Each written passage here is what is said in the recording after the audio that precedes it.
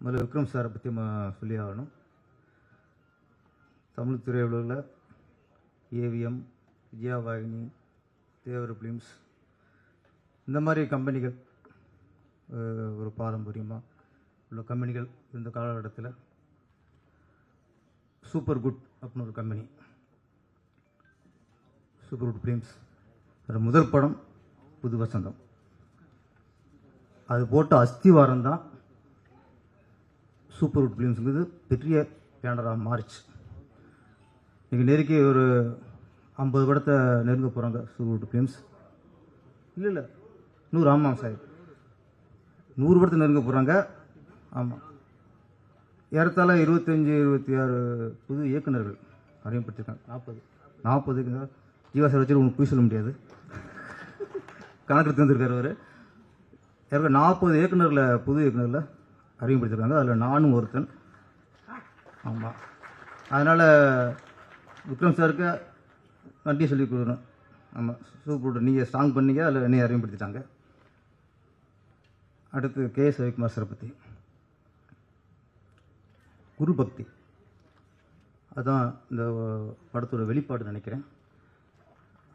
அது வேணும். முதல்ல சினிமாவில் வந்து குரு பக்தி உள்ளவங்க தான் மிகப்பெரிய வெற்றி அடைய முடியும். தன்னுடைய குருநாதர் விக்ரம் சாருக்கு தன் மகனை கதாநாயக அறிமுகப்படுத்த வேண்டும் என்ற எண்ணம், அந்த எண்ணத்தை புரிந்து கொண்டு இந்த படத்தை தயாரிச்சிருக்கார்.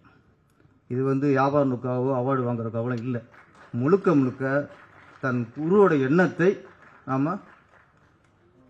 நிறைவேற்ற வேண்டும். அந்த குரு பக்தி, அதாவது ஒரு குருதட்சணை. இந்த படம் ஹிட்லிஸ்ட் வந்து கே.எஸ். ரவிக்குமார் சாரோட குருதட்சணை தான். அது கண்டிப்பாக அந்த எண்ணத்துக்கும் அந்த நல்ல மனசுக்கும் இந்த படம் மிகப்பெரிய வெற்றி அடையும். அடுத்து நம்ம சுப்ரீம் ஸ்டார் சரத்குமார் சார், இது நன்றி. இது என்ன கதை, நம்ம கேரக்டர் என்ன, எதுவும் கேட்டுக்க மாட்டார். சார் சொன்னார், விக்ரம் சார் பையன் ஹீரோ, ஓகேன்ட்டார். அதான் சார் நன்றி. தனக்கு வெற்றி படம் கொடுத்த ஒரு இயக்குனருக்கு தானாக முன் வந்து கால்ஷீட் கொடுக்குறா பாருங்க, அந்த நன்றி. அதனால ஒரு சுப்ரீம் ஸ்டார். இன்னும் இன்னைக்கும் அவருடைய புகழ் இன்னைக்கும் இன்னும் கூடும் அவருக்கு. அப்புறம் பொதுவாக நம்ம இந்த படம் பார்த்தீங்களா, பார்த்தோம்பாங்க, எப்படி இருக்கு, நல்லா இருக்கு அப்படிம்பாங்க. அதில் வந்து 50% உண்மை. ஆனால் படம் பார்த்தவங்க தானாக வந்து நான் அந்த படம் பார்த்தேன், சூப்பராக இருக்குது அப்படின்னு நம்ம கேட்காமல் சொன்னாங்கன்னா அது 100% உண்மை. இந்த ஹிட்லிஸ்ட்டை பொறுத்த வரைக்கும் இந்த விழாவிலேயே நேற்று யாரோ ஒரு 4-5 பேர் சொல்கிறாங்கட்ட, படம் பார்த்துட்டோம், படம் சூப்பராக இருக்குட்டாங்க. நான் கேட்கல, படம் பார்த்துட்டேன் கேட்கல, எப்படி இருக்குன்னு கேட்கல, அவங்களாம் வந்து சொல்கிறாங்க. அப்போ 100% உண்மை. இந்த ஹிட்லிஸ்ட் மிகப்பெரிய வெற்றி அடையும்.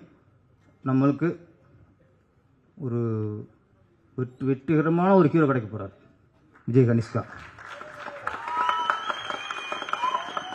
ஏன்னா Vikram sir, KS. Ravikumar sir, இவங்களுடைய எண்ணம் அவர் ஹீரோ உருவாக்கணும். கண்டிப்பாக 2 பேருமே சினிமாவில் மிகப்பெரிய சாதனை படைத்தவங்க, மிகப்பெரிய லாபத்தை கொடுத்தவங்க, நிறைய ஹீரோக்களை உருவாக்குனவங்க.